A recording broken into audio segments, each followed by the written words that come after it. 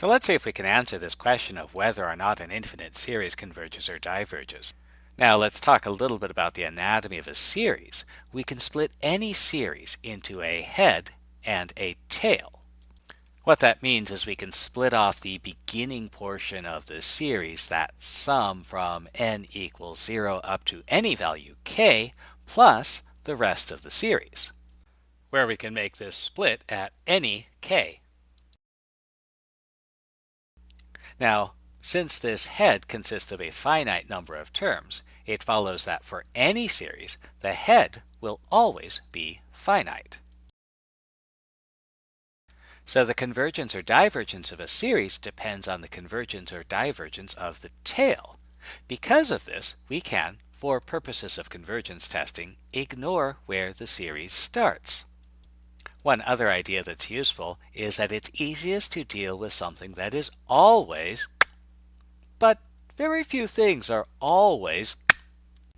But there's good news. We might be able to consider things that are eventually. And this is important when dealing with infinite series because we don't have to worry about what happens at the start, at the head of the series. We only have to worry about what happens in the tail of the series. We only have to worry about what happens eventually. For example, suppose I want to show that the terms of this series are eventually decreasing. So how can we do that? Remember, to determine whether a function is increasing or decreasing, look at the sign of its derivative. So our series has terms that are produced by the function n to the power 100 over 1.01 to the power n. So let's differentiate this. And the sign of the derivative is going to depend on the sign of this fraction. So we know that a fraction will be negative if numerator and denominator have opposite signs. But the denominator, 101 to the power 2n, is a power, so it will always be positive. So if we want this to be a decreasing function, we'll need the derivative to be negative, and so the question is, when will the numerator be negative? So we'll set up our inequality, and we'll find where the numerator is negative.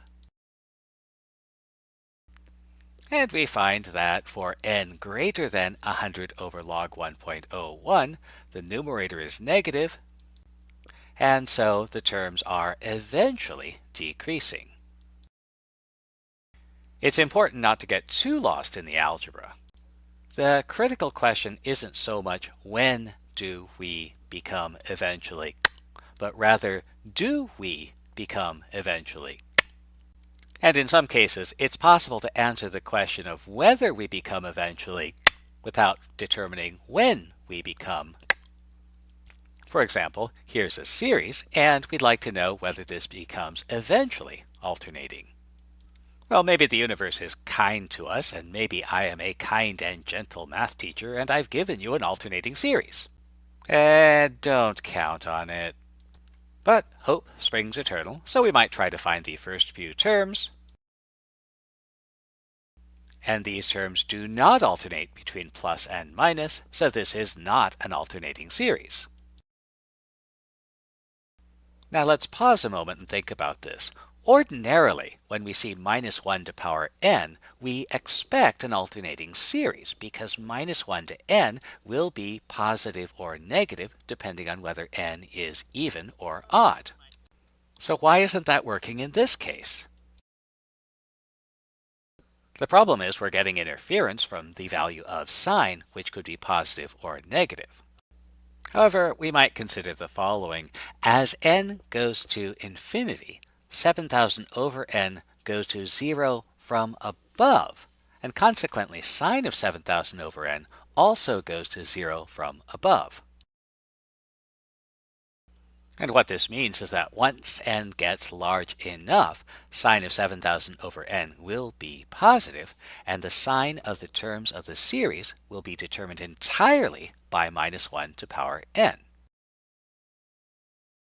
So eventually, the trigonometric factor is positive, and the sign SIGN of the terms of the series is going to be determined entirely by the minus 1 to the power n, which will alternate, and so this series is eventually alternating, even though without more work we won't know when that happens.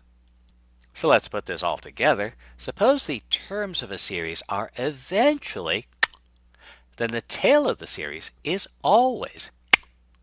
Since convergence only depends on the tail, then any series that is eventually can be treated as a series that is always. And this leads us to one very important test, which unfortunately is actually a test for divergence. And this is known as the nth term test. Suppose the limit as n goes to infinity of an is not equal to 0. Then the infinite series whose terms are an diverges. And, importantly, if the limit as n goes to infinity of an is 0, the test is inconclusive. We don't know whether the series converges or diverges. We have to do more testing. An important thing to recognize is that our nth term test can give us an inconclusive result. It can leave us not knowing whether a series converges or diverges. And, in fact, this is a general feature of convergence test. All convergence tests should be used with caution. The nth term test will only tell you when a series diverges. And so there are three important things to remember about the nth term test. First, the nth term test does not tell you whether a series converges. It can only tell you a series diverges. Second, the nth term test does not tell you whether a series converges. It can only tell you a series diverges. And third, and most importantly, the nth term test does not tell you whether a series converges. It can only tell you a series diverges. So let's determine whether this series, as n goes from 0 to infinity of sine n, converges or diverges. So we'll pull in our nth term test and see if we can find the limit as n goes to infinity of sine of n. And we observe that as n goes to infinity, sine n does not approach any fixed value. So the limit as n goes to infinity of sine of n does not exist.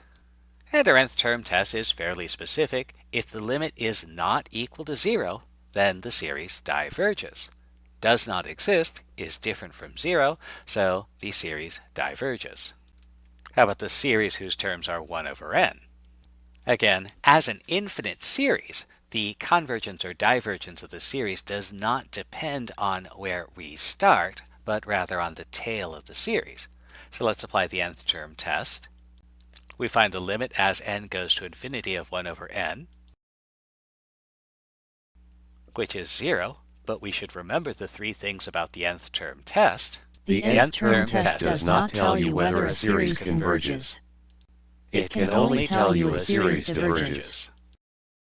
And in this case, since the limit is 0, the test is inconclusive. We don't know whether this series converges or diverges. Put together, this leads to the following approach to finding the convergence or divergence of a series. First, if the nth term test fails, the series is divergent. Again, it's important to remember the nth term test does not tell you whether a series converges. It can only tell you a series diverges. If the limit of the nth term is 0, the nth term test is inconclusive, which means we have to do a little bit more work. So our next step is to determine if the series is eventually decreasing. And if it is, we can use a convergence test. We'll introduce several of those in the next few videos. Unfortunately, if the series is not eventually decreasing, well, cry. And that's because determining convergence or divergence will be extremely difficult.